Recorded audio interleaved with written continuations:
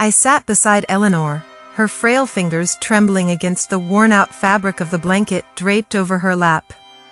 The room was dimly lit, the air thick with the scent of age and fading time. She had been speaking more and more lately, as if she knew her days were numbered, as if she had to let it all out before it was too late. "He was never an easy child," she muttered, her gaze fixed somewhere far beyond the walls of this tiny hospice room. From the moment he could walk, there was a darkness in him. I swallowed hard, my instincts as a mother rebelling against her words. No child is born with darkness. They learn it. They inherit it from the hands that are meant to hold them, the voices that should soothe them. "Eleanor." I started carefully. "What do you mean by that? What kind of child was he really?" She sighed, her breath rattling in her chest. "Defiant. Quiet. Always watching. There were times he would disappear for hours, and I wouldn't even notice he was gone. But when he came back, he'd have these eyes, those green eyes, filled with something I couldn't understand. I never knew what he was thinking." A lump formed in my throat. "Maybe he just wanted your attention? Children, they need to feel seen." Her lips twitched, almost amused. "Attention? Oh, I gave him attention. Discipline. Structure. Children need to know their place." I felt a shiver run down my spine. "And how did you discipline him?" She was silent for a moment, her fingers gripping the blanket tighter. Then, she laughed softly, but there was no warmth in it. "I remember once, when he was 5, he broke a glass. A stupid, cheap little thing. But he looked me in the eyes and lied about it. So I locked him in the pantry." My breath hitched. "For how long?" "The whole night. He screamed at first, then he got quiet. When I let him out the next morning, he didn't cry. He just stared at me. I knew then that something inside him had changed. He never lied to me again after that." My stomach twisted. "Eleanor, that wasn't discipline. That was cruelty. He was just a child." Her gaze snapped to mine, sharp despite her frail frame. "And look where kindness gets you. Do you think the world cares for weak, soft children? I raised him to survive." And he did. A deep silence filled the room, pressing against my chest like a weight. "Did you ever love him?" I asked, my voice barely a whisper. She blinked, as if the question had never crossed her mind before. "Love?" She gave a tired smile. "I did what was necessary." I bit my lip, fighting back the anger boiling inside me. "Maybe if you'd held him instead of locking him away, he wouldn't have needed to disappear. Maybe if you'd told him he was good, he wouldn't have become the darkness you feared." Eleanor didn't answer. She simply leaned back, her eyes fluttering shut as if exhausted by her own confessions. I sat there, staring at the fragile woman before me, wondering just how much damage a mother could do before she finally realized the weight of her sins. And somewhere out there, I knew Jack still carried every ounce of that weight on his shoulders. I let Eleanor's words sink in, my hands still resting in my lap, my thoughts racing. There was something unsettling in the way she spoke about Jack, not just as a troubled boy, but as something other. A reflection of her own torment, a shadow that had formed in the absence of love. I hesitated before speaking again, carefully choosing my words. "Eleanor, did you ever hold him? When he was small?" Her cloudy eyes flickered, as if grasping for a distant memory. "He didn't like to be held," she murmured. "Always squirmed away, like a little wild thing. But she stopped, her fingers twitching. "I tried. At least, I think I did." I studied her, the weight of her admission pressing down on me. Had she really tried? Or had she convinced herself she had, to ease the guilt of a mother who had never truly known how to love her child? "Jack was difficult," she continued, her voice thin, as if she were afraid of the words forming on her tongue. But he was mine. And I thought he needed to be strong. Stronger than me. I swallowed hard. So, how did you make him strong? Eleanor's lips curled slightly, whether into a smile or a grimace, I couldn't tell. Discipline, she said simply. No softness. No weakness. I clenched my jaw. I had heard it before. Parents who mistook cruelty for discipline, who hardened their children until they cracked. Jack was a boy, I said, my voice firmer than before. Not a soldier. Not a man who needed to be hardened. Just a boy. Eleanor exhaled slowly, the weight of her years pressing onto her frail shoulders. He didn't stay a boy for long, she admitted. Not with a father like his. And there it was, the thread that would lead us to the next painful truth. But not yet. Not now. Eleanor was exhausted, and I was drowning in the unease her words had left in me. I reached for her hand, steadying myself as much as I was steadying her. You said you tried, I whispered. Tell me how, Eleanor. Tell me something good. Her breath hitched, her gaze losing focus for a moment. And then, just barely above a whisper, she said, he loved stories. A pause. A shift in the air. He would sit by the window, just like you are now, and wait for me to tell him one. His favorite was always about the shadow in the woods. The one that watched over lost children. My throat tightened. Why that one? A small, almost wistful smile played on her lips. Because the shadow was neither good nor bad. It just was. And for the first time, I felt like I had glimpsed a piece of Jack before he became the wandering shadow himself. I sat there, listening, as Eleanor's frail hands trembled against the thin blanket covering her lap.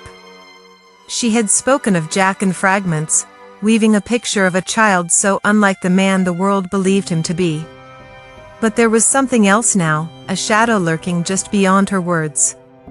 I wasn't always like that, she murmured, her voice brittle as old parchment. I wasn't always harsh. I glanced at her, waiting. It was the first time she had admitted, even in passing, that she had been anything less than a devoted mother. What changed? I asked gently. She exhaled shakily. He did. Jack? The innocent, eager little boy she had described? I struggled to reconcile the image of him sneaking fireflies into his room with the hardened, unpredictable man I had read about in police reports. Or maybe, she amended, I changed first. Her fingers clutched at the fabric. I was so young when I had him. Too young. And she hesitated, then looked at me with such rawness that for a moment, I forgot the fear I had for the man she had raised. I wanted him to be strong. I thought love would make him weak. A cold weight settled in my chest. So you didn't show him love? I tried, she whispered. At first. But then. She trailed off, eyes darting away, and I felt a shiver of unease. I leaned in. Then what? Her breath came out shaky, as if she had been holding it for years. His father didn't believe in softness. And there it was. The thing that had been gnawing at the edges of her words. He taught me, she said quietly, that love was something you had to earn. I clenched my jaw. I wanted to scream at her, to shake her, to make her see how deeply that belief had cut her child. But I held myself still. Because I needed to understand. Jack tried to earn it, didn't he? I said softly. Her face crumpled. Yes. A deep silence stretched between us, and I swore I could hear the weight of the years pressing down on her fragile frame. And suddenly, I understood why Jack had clung so desperately to the things he took from others, the little trinkets, the locks of hair, the pieces of a life never freely given to him. He had spent his entire childhood trying to be worthy of love. And when that failed, he had learned to steal it instead. I sat there, frozen, as Eleanor's words hung in the air like a ghostly whisper. My mind raced to make sense of it all. The way she spoke about Jack. It wasn't just guilt, it was something deeper. Regret? Fear? A twisted form of love? Maybe all of them at once. I swallowed hard, choosing my next words carefully. Eleanor, what was Jack like as a little boy? Before all of this? She took a shaky breath, her fingers twitching slightly in her lap. He was a quiet child. Too quiet, maybe. Never cried much, not like other babies. He'd just stare. Always watching. Always waiting. And when he did speak, it was like he already knew more than he should. Like he'd seen things he wasn't supposed to. A chill ran down my spine. And you? How did you treat him? Eleanor's face tightened, her gaze flickering to the window. I tried. Lord knows, I tried. But I wasn't. She trailed off, her throat working around the words that wouldn't come out. I was young. I didn't know how to be a mother. And his father made sure I never learned. I pressed my lips together, letting her speak at her own pace. Jack needed love, and I wasn't strong enough to give it to him. I was too busy trying to survive. And he saw that. He saw everything. She looked at me then, her eyes filled with something that almost resembled a plea. Do you think a child can be born broken? Or do we break them? I exhaled slowly, steadying myself. I think children are shaped by what we give them. Or what we don't. Eleanor let out a bitter chuckle, shaking her head. Then Jack never had a chance, did he? The room felt heavier, as if the very air carried the weight of Eleanor's words. She was no longer just telling stories, she was reliving them. The past was no longer a distant memory, it was here, clawing at the walls, whispering through her breath. I never wanted to be that kind of mother, she murmured, her voice barely audible. But his father, he shaped everything.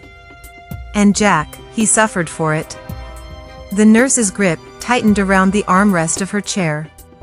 She had heard horror stories before, but nothing quite like this. Nothing so visceral, so deeply embedded in a child's soul that it transformed him into something else. Eleanor's gaze flickered, her cloudy eyes searching for something unseen. I tried to protect him, you know? A bitter chuckle escaped her lips. Tried to shield him from the man who was supposed to love him. But I was weak, and Jack was strong in a way no child should ever have to be. A lump formed in the nurse's throat. What did he do? Eleanor exhaled shakily. He learned how to disappear. He became the shadow in the room, the silent observer. And when the moment came, when the pain was too much, he didn't cry. He didn't scream. He acted. The nurse's heartbeat quickened. You mean, that was his first time? Eleanor nodded slowly, tears brimming in her weary eyes. The first time he fought back. The room fell into silence, heavy and suffocating. The nurse's mind raced. This was no longer just a tragic story. It was a revelation, a glimpse into the making of a man who would become a ghost, a myth, a force feared by many. And yet, beneath all of it, he had once been just a boy who wanted nothing more than to escape the darkness surrounding him. The air in the room grew colder. Eleanor's breathing slowed, her strength waning. She looked at the nurse one last time, her expression unreadable. If you ever see him, she whispered, tell him. I tried. And with that, she closed her eyes, sinking into the depths of her own memories, leaving behind only the echoes of a past that would never die. The nurse sat there, frozen, her heart pounding. The first time he fought back. The words lingered, pulling her into a mystery far greater than she had ever imagined. Jack had not just been a victim. He had been something else entirely. And now, she needed to know the truth.